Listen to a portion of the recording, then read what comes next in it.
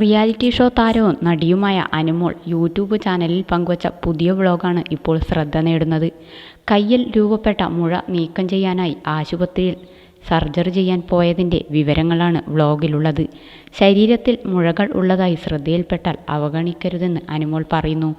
കയ്യിലെ കെട്ടുമായി പുറത്തിറങ്ങുമ്പോൾ അനുമോൾ ഞരമ്പ് മുറിച്ചു സ്റ്റിച്ചിടാൻ വന്നു എന്നൊന്നും പറഞ്ഞേക്കരുതെന്നും താരം പറയുന്നുണ്ട്. ഒരു കുഞ്ഞ് സർജറിയുണ്ട്, വലിയൊരു സംഭവമൊന്നുമല്ല.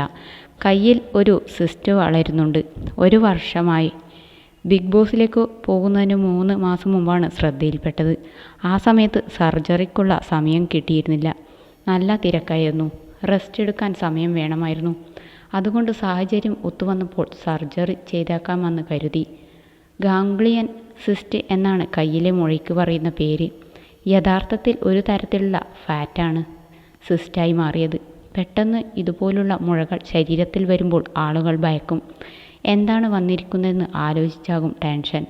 മുഴ കണ്ടപ്പോൾ ആദ്യം എനിക്കും പേടിയായിരുന്നു. അങ്ങനെയാണ് ആശുപത്രിയിൽ കാണിച്ചത്.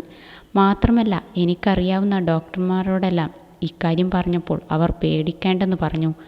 ചിലർക്കൊക്കെ വരുന്നതാണത്രേ. സർജറി ചെയ്ത് കളയാവുന്ന കാര്യമേ ഉള്ളൂ എന്നും പറഞ്ഞു. ഇതുപോലെ ശരീരത്തിൽ മുഴകൾ ശ്രദ്ധയിൽപ്പെട്ടാൽ ഉടൻ തന്നെ ചികിത്സ തേടണം. വൈകിപ്പിക്കരുത്. കണ്ടില്ലെന്ന് നടിക്കരുത്. കീറി മുറിക്കലൊന്നും ഉണ്ടായിട്ടില്ല. വളരെ സിമ്പിളായ സർജറിയായിരുന്നു. സൂചി ഉപയോഗിച്ച് ഉള്ളിലെ പൾപ്പ് വലിച്ചെടുക്കുന്ന ചെറിയ പ്രോസസ്സായിരുന്നു. ഇനിയും ചിലപ്പോൾ മുഴ തിരിച്ചു വരാൻ സാധ്യതയുണ്ട്.